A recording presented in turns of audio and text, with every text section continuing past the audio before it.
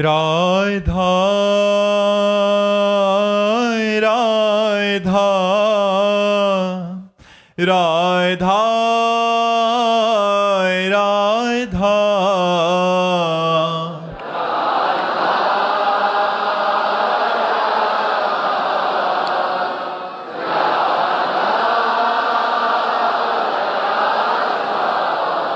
हाय राधा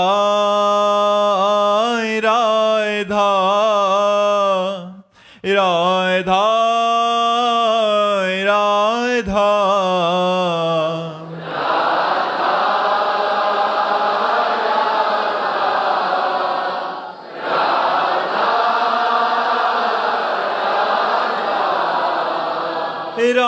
राधा राधा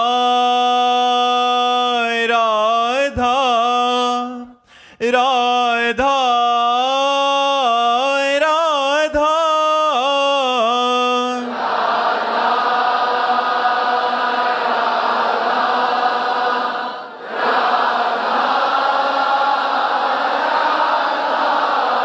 हाय राधा राधा राधा राधा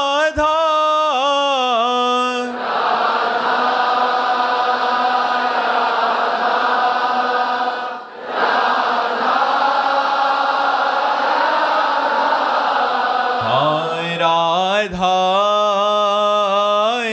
राधा राधा राधा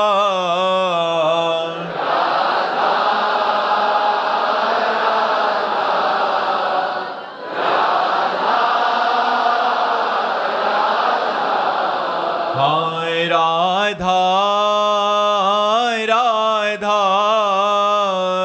राधा राधा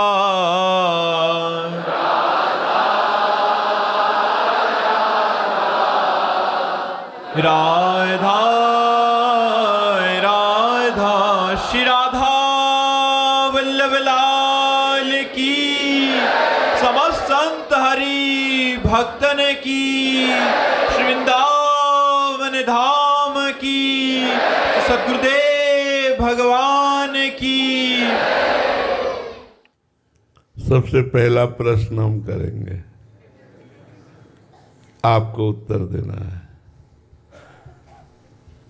भजन के लिए सुविधा है या सुविधा के लिए भजन है? उत्तर दीजिए जी। भजन के लिए सुविधा है। सुविधा पक्का दिमाग में है? नहीं, देख लो, वृंदावन में बैठे हो।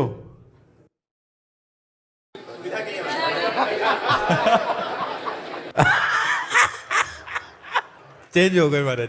अब देख लो, मतलब हम इसीलिए पहले प्रश्न किया है कि भजन के लिए सुविधा है या सुविधा के लिए भजन है? भजन के लिए सुविधा जिनकी है वो हाथ खड़ा करे, और सुविधा के लिए भजन है वो हाथ खड़ा करे। ज्यादा दूसरे। नहीं, ठीक है। भजन के लिए ही हमारी जितनी भी जीवनी शक्ति है, जितनी भी बाह्य व्यवस्था है, जितना भी पारिवारिक संबंध है, बहुत ध्यान से सुनना। आप अध्यात्म की चर्चा सुनने आए हैं, यहाँ व्यर्थ का वार्ता तो है नहीं। आपका मनुष्य जन्म लेना, आपका गृहस्थ या विरक्त होना, आपके पास जो भी सुख सुविधाएं हैं, वो सब केवल भगवत प्राप्ति के लिए है। अब आगे क्या होना है, अब आगे ये हो जाए, अब आगे वो हो जाए, और हमारे दिमाग में ये बात नहीं आ रही कि आगे मृत्यु आ रही है जो सर्वस्व अपहरण कर लेगी। अगर हम भगवान की प्राप्ति नहीं कर पाए, सो परत्र दुख पावई, सिर धुनि धुनि पछताए, काले कर्मई ईश्वरई मिथ्या दोष लगाए। अरे भाई, भगवान अनुकूल नहीं थे, इसलिए काल अनुकूल नहीं था, इसलिए सबसे प्रार्थना हम करना चाहते हैं हृदय से, आप लोग हमारी बात को समझिए। भगवान ने सुविधा दी है भजन के लिए। भजन अविनाशी है, अविनाशी भजन के बदले में सुविधा मत मांगो यार, धोखे में हो जाओगे। सोने का सिक्का दे करके व्यर्थ की वस्तुएं, खिलवाड़ की वस्तुएं खरीदना ऐसा समझो है। यह अविनाशी राम नाम, कृष्ण नाम, हरि नाम, राधा नाम, और इसके बदले में सुविधा भोग, आखिरकार वो तो प्रारब्ध के अधीन आ ही जाएंगे। स्वामी हरिदास जी महाराज कह रहे हैं, हरि भज छान मान नर्तन को, मति बंछय रे मति बंछय, तिल तिल धन को, अन मांगे आगे आवे गो, ज्यो पल लागे पल को, कह हरिदास मीच ज्यो आवे, त्यों है धन आपन को। जैसे पलक बिना किसी प्रयास के झपकती रहती है, ऐसे सुख और दुख, धन संपत्ति, ये प्रारब्ध के अनुसार आ जाएगी।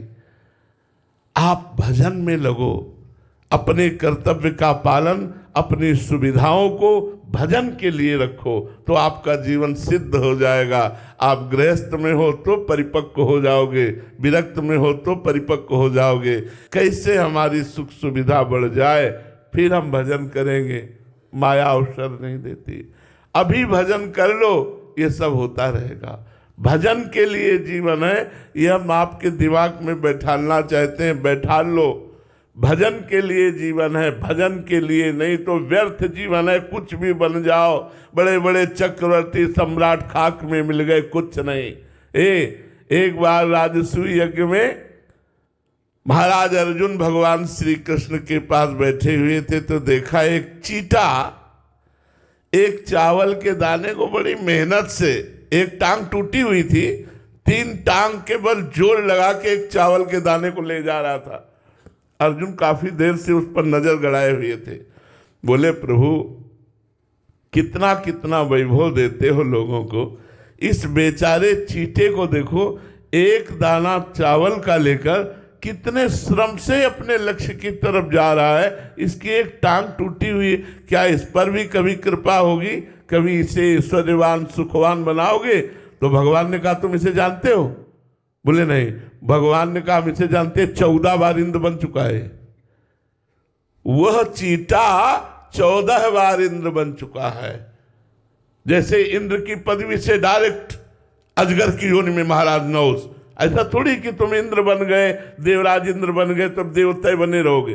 देवराज इंद्र की पदवी से डायरेक्ट आए तो अजगर की योनि को प्राप्त हुए। ए भाई, मनुष्य योनि में सारी सुविधाएं अपने धर्म का पालन करते हुए भगवत प्राप्ति के लिए है। ये बात समझ लो। भगवत प्राप्ति ना कर पाओ तो कम से कम भजन इतना कर लो कि अगला जन्म हमें फिर मनुष्य का मिले और हम फिर भगवान की आराधना करके भगवान को प्राप्त हो। अगर भगवान की प्राप्ति नहीं तो मुझे सब धोखा लग रहा है यार, सब नाटक माया का, सब धोखा लग रहा है। हमारी बात सुनो, मरने के बाद की बात बताओ, क्या है तुम्हारे पास? और वो आने वाली है मृत्यु, कब आने वाली है थोड़ी पता नहीं है यार। 1 मिनट में आ सकती है, 10 वर्ष बाद आ सकती है। इस शरीर के 55-56 वर्ष व्यतीत हो गए, ऐसे व्यतीत हो गए, पता ही नहीं लगे। अब 56 साल का शरीर, पता नहीं कितने मिनट है, और सब छूट जाएगा, सब। ये शरीर भी छूट जाएगा, सारा वैभव छूट जाएगा। जाएगा क्या? क्या कमाया? तत्वबोध, भगवत प्रेम, भजन। बात खास बात समझो। सत्संग का मतलब होता है जागृति, साधु संग का मतलब होता है अध्यात्म में स्थिति, मनोरंजन नहीं। तो आप उस दिन की सोचो जिस दिन हंस अकेला उड़ने के लिए तैयार होगा। उस समय कौन है तुम्हारे पास, क्या है तुम्हारे पास?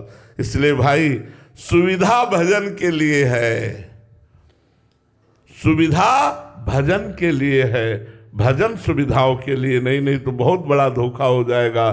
भजन करके सुविधा चाहोगे तो बहुत घाटे में हो जाओगे, और अगर सुविधाओं का प्रयोग भजन में करोगे तो परम लाभ प्राप्त हो जाएगा। यही लोग थोड़ी है, ये तो बहुत गंदा लोग है यार, इसे मर्त लोग कहते हैं।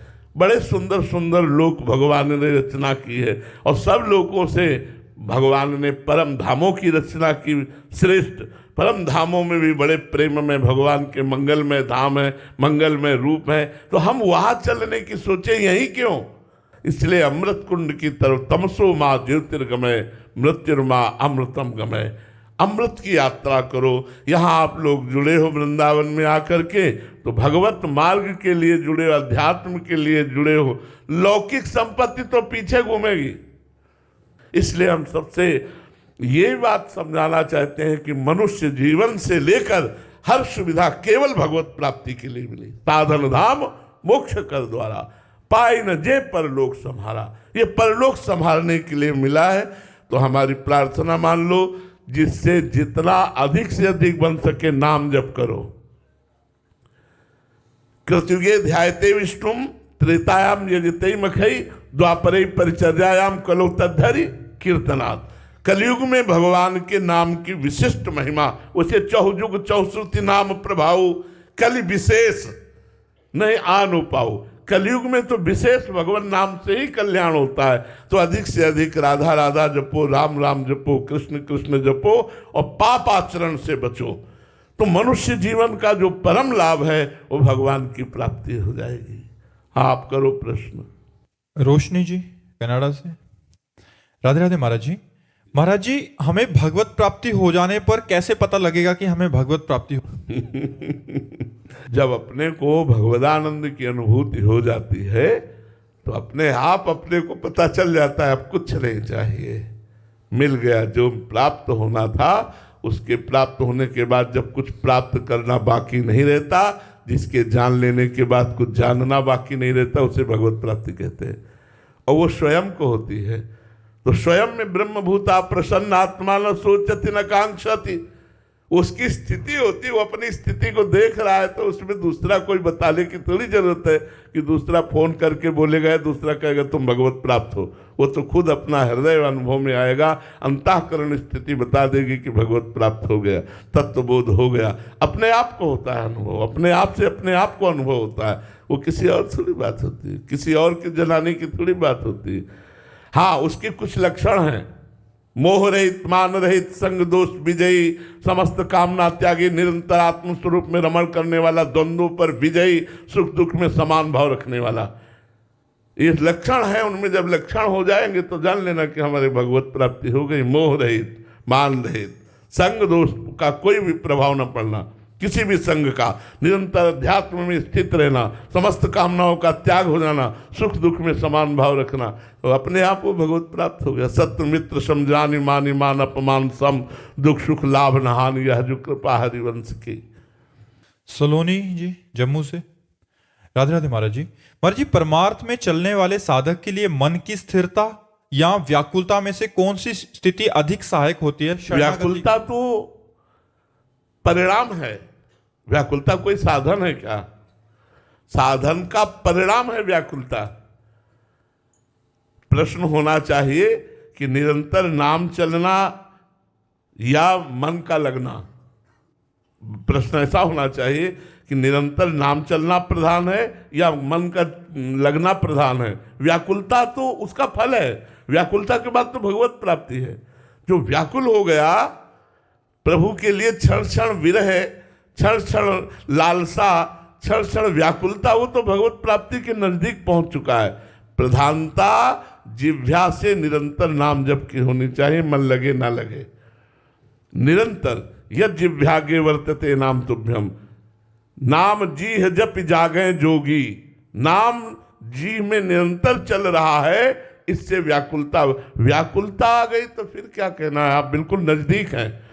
व्याकुलता विरह भगवत प्राप्ति के बिल्कुल नजदीक है। जिस समय व्याकुलता बढ़ जाएगी उसी समय भगवत साक्षात्कार हो जाएगा। रुदु सुस्तुरम राजन कृष्ण दर्शन लालसा, भगवान के दर्शन की लालसा से जब रुदन शुरू होता है तो भगवान की प्राप्ति हो जाती है। कबीरा हंसना छोड़ दे रोने से कर प्रीति, बिन रोए किन पाइया प्रेम प्यारा मीत। और चिल्ला चिल्ला कर भगवान के लिए रुदन प्रारंभ हो गया। अब क्या है, भगवान तो मिल ही जाएंगे। व्याकुलता आ गई तो साधना का फल आ गया। निरंतर नाम जप करो, मन लगे या ना लगे, श्रद्धा बने या ना बने, सुख मिले ना मिले। इस मार्ग में हमें एक महात्मा के 2 वचन बहुत अच्छे लगे। उन्होंने अपने शिष्य से कहा कि हमारी 2 आज्ञाएं जीवन भर धारण करना। पहली बात, इस मार्ग को कभी छोड़ना नहीं, मेरी आज्ञा। दूसरी बात, कुछ ना अनुभव हो तो इस मार्ग को ना छोड़ना। ये 2 बातें थी। पहली बात, इस मार्ग को न छोड़ना, भजन मार्ग को, पहली आज्ञा। दूसरी बात, जीवन भर कुछ ना अनुभव हो तो भी इस मार्ग को मत छोड़ना, तुम्हारा मंगल हो जाएगा। हो सकता है जीवन में हमारे ऐसे अनंत जन्मों के पाप हो कि भजन करते हुए भी कुछ अनुभव नहीं हो रहा, लेकिन परिणाम में हमारा मंगल हो जाएगा। तो हमें इस मार्ग में चलते रहना है, इस मार्ग को छोड़ना नहीं है, तभी हमें भगवत प्राप्ति हो जाएगी। राधा पांडे जी, राधे राधे महाराज जी। महाराज जी, अव्यभिचारिणी भक्ति क्या है एवं इसके लक्षण क्या है? भगवान में अनन्य भाव से युक्त हो जाना। व्यभिचार दोष कहते हैं अन्य भावों का, अन्य भावों का समावेश होना व्यभिचार दोष कहा जाता है। अनन्य भाव, जैसे मीरा जी कहते, मेरे तो गिरधर गोपाल दूसरो न कोई, जाके सिर मोर मुकुट मेरो पति सोई। मेरे तो गिरधर गोपाल। जैसे हरिवंश महाप्रभु कहते हैं, रसना कटो जो अन रटो, निरख अन फुटो नयन, श्रवण फुटो जो अन सुनो, श्री राधा जसुबैन। मेरे नेत्र फूट जाए जो लाडली के सिवा और कुछ देखूं, मेरे कान फूट जाए जो राधा महिमा के सिवा कुछ और सुनूं, मेरी जबान कट जाए जो प्यारी जी के सिवा और कुछ वर्णन करूं। अनन्यता अव्यभिचारिणी भक्ति का स्वरूप होता है, अपने इष्ट के ही नाम रूप लीला गुण धाम में मगन रहना। प्रभु के नाम रूप लीला गुण धाम जो हमें गुरुदेव ने दिया है, उसी में अनन्य भाव से लगे रहना। अन्य अन्य वो फिर व्यभिचार के अंतर्गत आता है। हम उपासना किसी और की कर रहे हैं, मांग किसी और से रख रहे हैं, चाह किसी और से पूर्ति कर रहे हैं, भरोसा किसी और का है, बल किसी और का नहीं। एक भरोसो, एक बल, एक आस विश्वास, एक राम घनश्याम हित चातक तुलसीदास। एक चातक का उदाहरण दिया गया है, अनन्य अव्यभिचारी भक्ति। अनन्य व्यभिचारी भक्ति, जैसे वो स्वाति के बूंद को ही अपनी चोंच में लेकर जीवन धारण करता है। वो एक दिन उड़ के जा रहा था तो अन्य पक्षियों ने कहा, आ जाओ, बड़ी सुंदर छाया, इस वृक्ष पे बैठ जाओ। बोले नहीं, ये केवल आकाश के वर्षा के जल से नहीं सींचा गया, ये नीचे की भी जल से सींचा गया, इसलिए इस पे नहीं बैठूंगा। वो उड़ता हुआ जा रहा था, बधिक ने बाण मारा, गंगा जी में गिरा तो चोंच ऊपर कर ली। तो प्रश्न हुआ कि इतना पवित्र गंगा जल अगर अंतिम समय मुख में चला जाए तो कल्याण हो जाता है, ऐ पपीहा तूने चोंच ऊपर क्यों कर ली? बोले मैं अनन्य हूं, पीऊंगा तो मरते दम तक स्वाति का बूंद, नहीं तो मर जाऊंगा, गंगा में भी चोंच नहीं डूबने दूंगा। इसे अनन्य भक्ति कहते। बने तो रघुवर ते बने, बिगड़े तो भरपूर, तुलसी और अंते बने, ता बनिबे पे धूर। अव्यभिचारिणी भक्ति जो है वो गुरु प्रदत्त सांगोपांग होती है। एक ग्रंथ, एक पंथ, एक कंथ, एक मंत्र, जो गुरु जी ने नाम दे दिया, जो गुरु जी ने ग्रंथ दे दिया, जो गुरु जी ने मार्ग दे दिया, जो गुरु जी ने इष्ट दे दिया, जो गुरु जी ने उपासना दे दी, उसे अव्यभिचारिणी भक्ति कहते। सांगोपांग उपासना, एक की, मिलावट नहीं। प्रारंभिक सबकी होती है, लेकिन जब रंग आता है तो फिर अनन्य भक्ति आती है, फिर भी उसमें मिलावट नहीं होती। मिलावट का मतलब होता है व्यभिचारिणी, और अव्यभिचारिणी का मतलब होता है एक भरोसो, एक बल, एक आस विश्वास। डॉक्टर अरुणेश जी हरिद्वार से, राधे राधे महाराज जी। महाराज जी, कभी कभी अचानक कुसंग वश अंदर से हम टूट जाते हैं महाराज जी, इससे कैसे बचें महाराज जी? हाँ, परिस्थिति आती है, कभी कभी साधक को ऐसी परिस्थिति आती है दुर्वासना के कारण। दुर्वासना मम सदा परिकर्षयन्ति, हृदय में परत की परत दुर्वासनाएं हैं।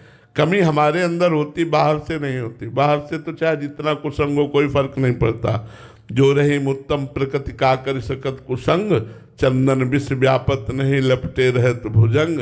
हमारी कोई दुर्वासना होती जो हमें परास्त करती है, तो इन दुर्वासनाओं को नष्ट करने के लिए भगवत चिंतन है, भगवत स्मरण है।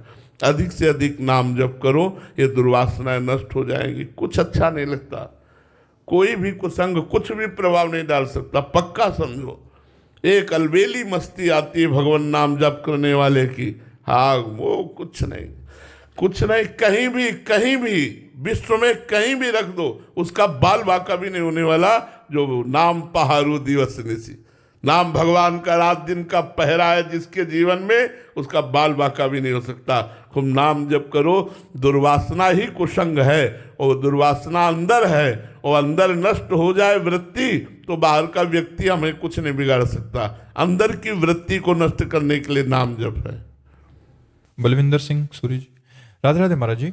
महाराज जी, अपने गुरुओं ने, तेग बहादुर जी महाराज जी ने बलिदान दिया।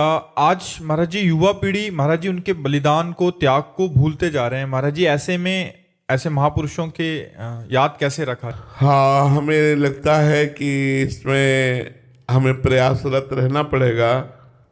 हमें सभाओं में जाकर अपने गुरुजनों के बलिदान की याद दिलानी पड़ेगी। हमें उनके पावन चरित्रों का गान करना होगा। गुरुवाणी का उपदेश, उसका अर्थ, उसका भाव, उसको आचरण में उतारना, इसके लिए हमें करना होगा। ये हम जो गुरुओं की शरण में हैं, तो हम लोगों का एक कर्तव्य है कि भूले हुए लोगों के बीच में जाकर उनको जागृत करना, ये हमारा कर्तव्य है।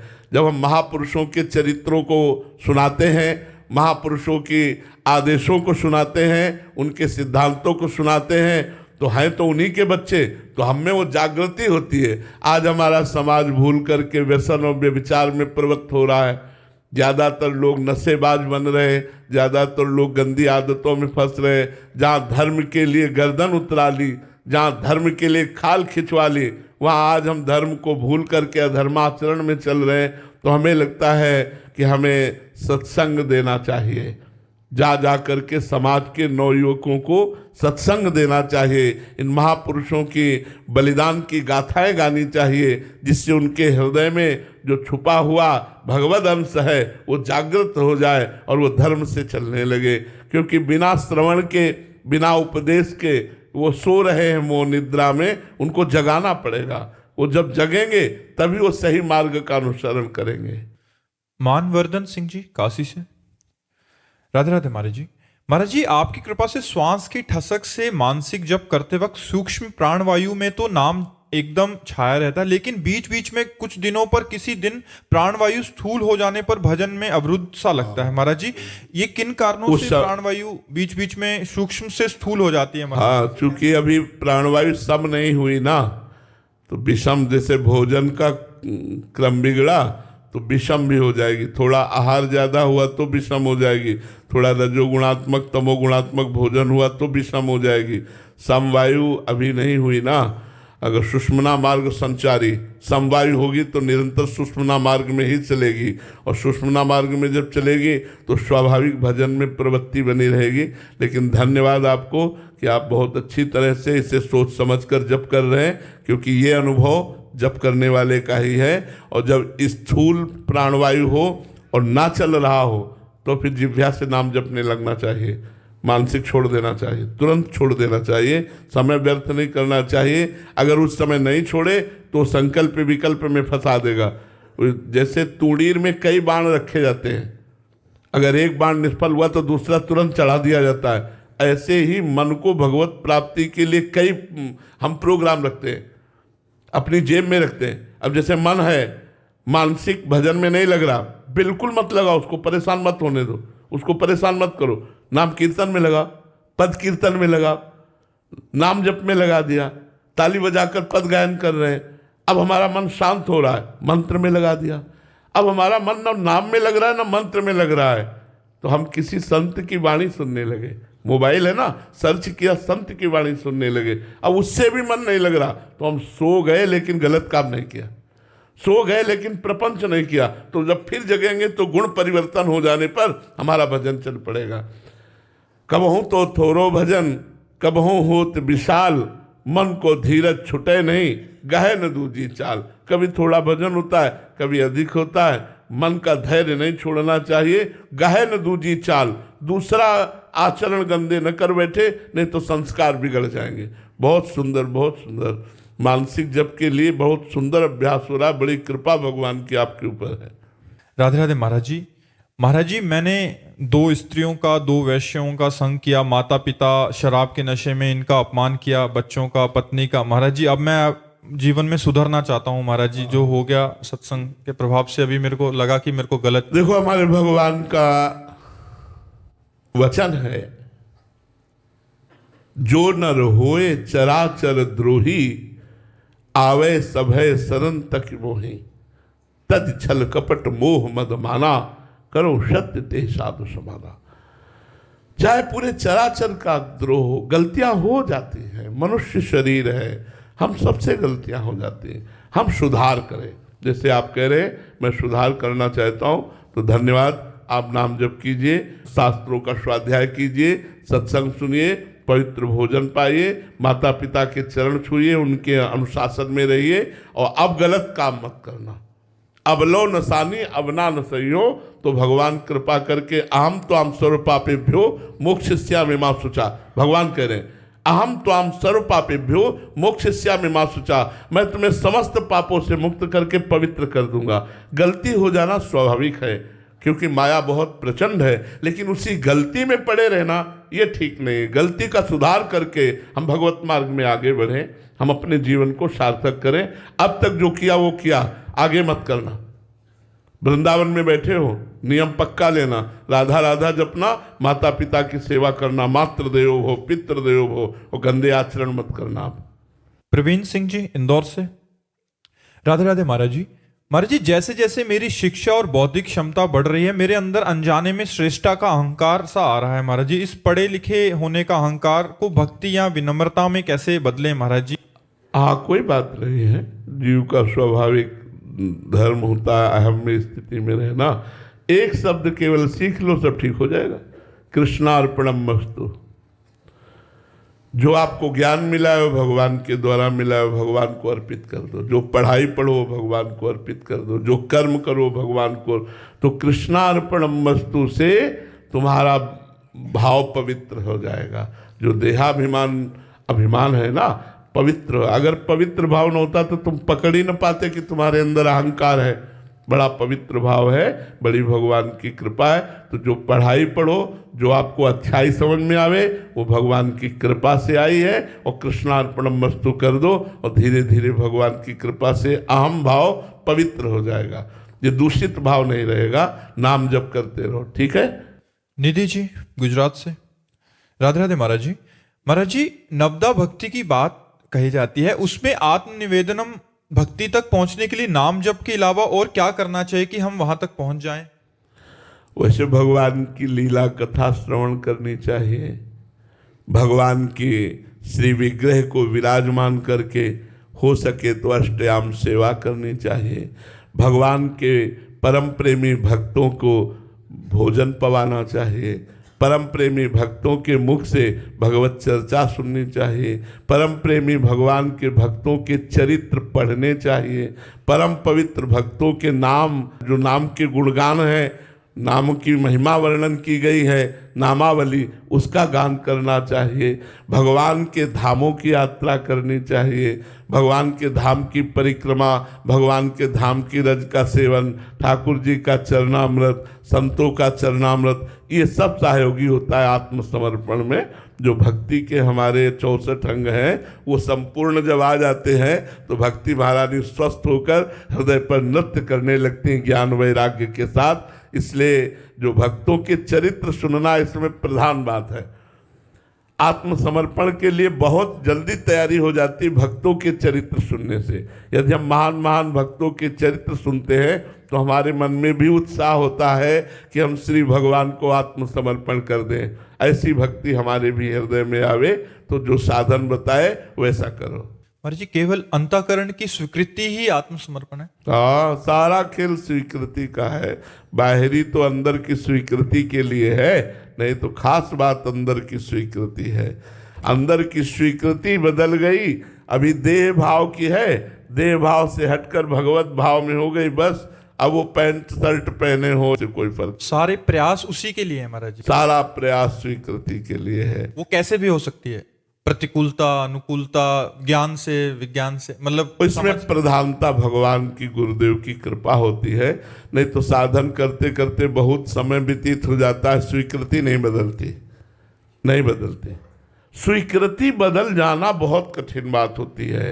देह भाव का विस्मरण हो जाना, अंदर की स्वीकृति बदल जाना, ये बहुत बड़ी बात जी। है। आपने एक बार सत्संग में बोला था कि जैसे एक नई नई शादी हुई लड़की अपने पति के घर जाते ही स्वीकृति उसकी परिवर्तित होगी तो वहां का चम्मच भी अपना लगने लग जाता है। वैसे महाराज जी इसमें बड़ा कठिन लग रहा है महाराज जी। अच्छा, लड़की को प्रगट वर मिल जाता है ना, या हमारे दूल्हा अंतर ध्यान है ना हमारे दूल्हा अव्यक्त है ना। सबसे बड़ी समस्या तो ये है, कभी कभी बड़ी गुस्सा लगती है, गुस्सा लगती है कि हो यार, फिर भी पर्दा।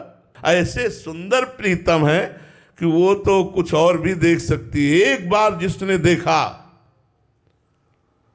सीता जी की सखी जो जनक वाटिका में पुष्प लेने गई थी, उसने जब रघुनाथ जी को देखा तो वो भागती हुई यही बोलती जानकी जी से, देखने योग्य है, देख लो। बोले क्या देखा? बोले देखने योग्य है, देख लो। अब बस हाथ पकड़ाओ, जानकी जी को ले जाए, देखने योग्य है, देख लो। जे ही जानकी जी ने देखा राम जी को, राम जी ने देखा जानकी जी को। क्या सुंदर स्वरूप। अब हमारे प्रिया प्रीतम, वो तो बड़े गंभीर सरकार है, और ये तो बड़े छैल छबीले सरकार है। हमारे श्याम सुंदर, हमारी किशोरी जी, एक बार ये दिखाई दे दे तो और कुछ देखने की इच्छा ही ना। मर्जी, आप बात कीजिए ना। बात क्या, लड़ाई लड़ते हैं तो उनसे लड़ते हैं कि सबको फंसा के डाल दिया है। हाँ महाराज जी, फंसा के डाल। अरे कम से कम विषय सेवन में लगे थे महाराज, विषयों से हटा दिया और खुद छुप गए। अब माला चला चला कर परेशान है, दिखाई दे नहीं रहे, परेशान। कभी कभी मानसिक लड़ाई भी होती है कि यार मतलब गजब के हो तुम। एक आदमी संसार में मनोरंजन में फंसा था, उसे फंसने नहीं दिया, उसे बैरागी बनाकर बाबा जी बना दिया। जब बाबा जी बन गया तो उसे मिलो यार, एक बार तो मिलो, तुम्हारा क्या चला जाएगा। अब वो बेचारा फिर भोगों की वृत्ति का चिंतन करे, फिर भोगों से डरे। एक बार आप दिखाई दे दो, दूसरा देखने की इच्छा ही ना हो, कुछ पाने की इच्छा ना हो। पर अब ये पता नहीं किस घड़ी का इंतजार कर रहे हैं, शायद हमारे तड़पने का इंतजार कर। महाराज जी आपने जैसे बोला तड़पन भी तो वही देंगे महाराज। हाँ बिल्कुल, तड़पन भी वही देंगे। और ऐसे ही आएगी तड़पन, जब हम भोगों को भोगते नहीं, हमारे हृदय में प्रबल लालसा होती है और वो मिल नहीं रहे, तब रोना आता है। और वही रोना धीरे धीरे सकिल कर विरह बन जाता है। फिर लगता है हाँ नाथ आप कैसे मिलोगे। और ये पक्का समझो, अभी हम कह रहे हैं, अभी अनुभव करो। आप जितनी साधना करते हो, आपकी भावनात्मक झांकी है कि नहीं आपके दिमाग में? आप जितनी साधना करते हो, आपकी साधना के परिणाम स्वरूप आपकी भावनात्मक ठाकुर की झांकी है। जो जितना भजन करता है भगवान उतने नजदीक उसको अनुभव कराते हैं। ऐसा नहीं हो, नहीं तो पूरा जीवन हो गया, फिर तो हल्ला बोल देते कि पूरा जीवन हो गया और आप धोखेबाज हो। लेकिन ऐसा नहीं, कदम कदम पे उनकी अनुभूति, कदम कदम पे उनका प्यार। और हमें नहीं, सब संतों को होता है। जी रहे संत उन्हीं से, हमें संतों को ही नहीं, सब भक्तों को भी होता है कि हमें प्यार करते हैं, हमारी रक्षा की, हमको संभाला। ऐसा है। प्रभु दयाल जी जयपुर से, राधे राधे महाराज जी। महाराज जी, ऋषि दुर्वासा जी और राजा अम्बरीश जी के प्रसंग में एक जिज्ञासा प्रकट होती है कि भगवत प्राप्त उच्च कोटि के ऋषि में भी ब्रह्म ज्ञान होने के बाद भी अहंकार जाग सकता है महाराज जी? देखो, भगवान जब लीला कराना चाहते हैं तो किसी में कुछ भी जाग सकता है। सनक सनंदन सनातन सनत कुमार में क्रोध जाग सकता है क्या? ब्रह्मबोध संपन्न भगवान के परम प्रेमी महात्मा, लेकिन वैकुंठ में लीला होनी है, इसलिए सनक सनंदन सनातन सनत कुमार को क्रोध आ जाता है और वो भगवान के जय विजय को शाप दे देते हैं। ऐसे ही दुर्वासा और अम्बरीश जी के चरित्र में एक दैन्य भक्त की महत्ता, जो दैन्य अकिंचन भगवान के चरणारविंद में पूर्ण आश्रित और एक तप प्रधान ज्ञानी महात्मा, महान तपस्या से युक्त, जो बलकल की लंगोटी लगाता है, दूर्वा दूब का रसपान करता है और निरंतर भगवत चिंतन परायण है, और एक तरफ चक्रवर्ती सम्राट रानी महल सब व्यवस्था है, लेकिन सा वही मना कृष्ण पदारविंदयो, मन केवल भगवान में है। इसमें भगवान ने दिखाया कि तपस्वी ज्ञानी, इसे भगवान ने एक तरफ, और दैन्य और समर्पण एक तरफ, तो वहां कहा अहम भक्त पराधीनो।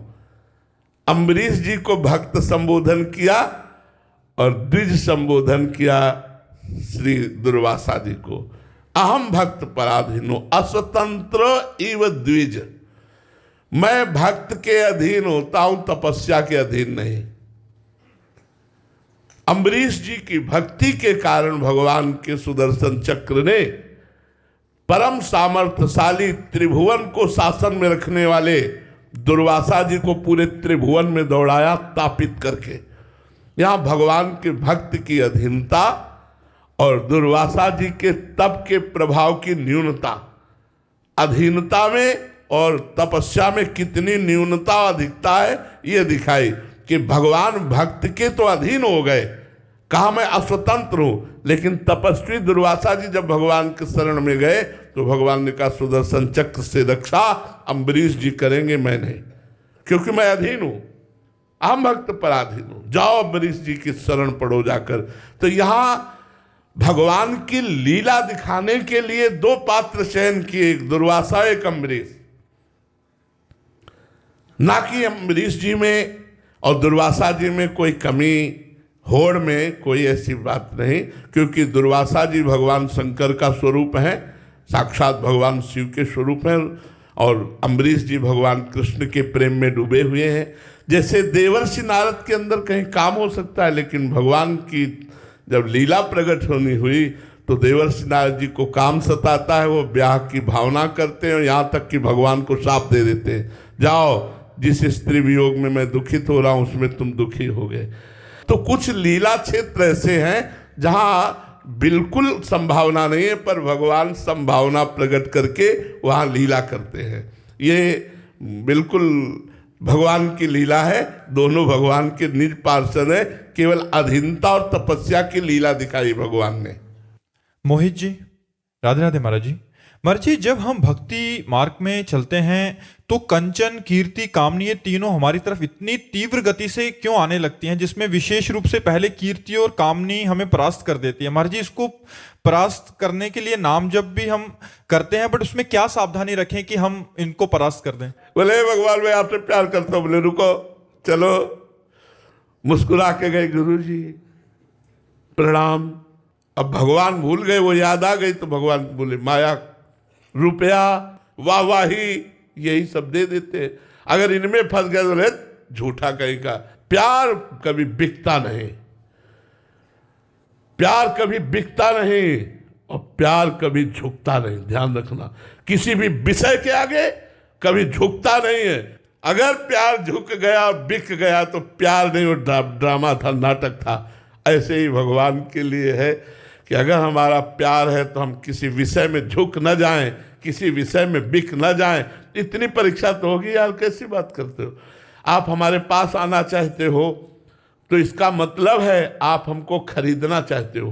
प्रेम में बिक जाना होता है। जितना भरोसा दृढ़, जितना आश्रय, तो स्वामी को अधीन होना पड़ता है। सेवक की सेवा स्वामी को अधीन करवा लेती है। तो मेरे भगवान से जब कोई कहता है ना कि मैं प्यार करता हूं, तो कहते रुको, हम डाल के सिक्का देखते हैं तो हमें प्यार करते हो या हमारी माया से प्यार। इसीलिए कंचन, कामिनी, कीर्ति, ये तीन का प्रभाव बड़े जोर का है। और जो अगर लग गया तो खेलो, खिलौने हैं, खेलो, भगवान से बाद में मिल लेना फिर कभी जब अवसर लगे। अब इस जन्म में तो अवसर लगना कठिन है, क्योंकि कंचन, कामिनी, कीर्ति के खेलों में मगन हो गए। तो ये जरूरी है। खिलकोटि ब्रह्मांड परमात्मा से मिलना है तो फिर आपको एक बार तो तैयारी करनी पड़ेगी ना कि हमें केवल आपसे ही मिलना है, मुझे और कोई काम नहीं चाहिए, केवल मिलना है।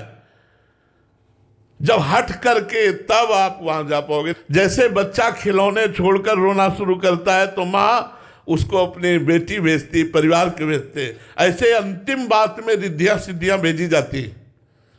अंतर्ध्यान हो जाना, बहुत रूप हो जाना, सबके मन की बात जान लेना, पहाड़ में भी प्रवेश कर जाना, एक ही समय में कई जगह उपस्थित रहना, ले ये चमत्कार।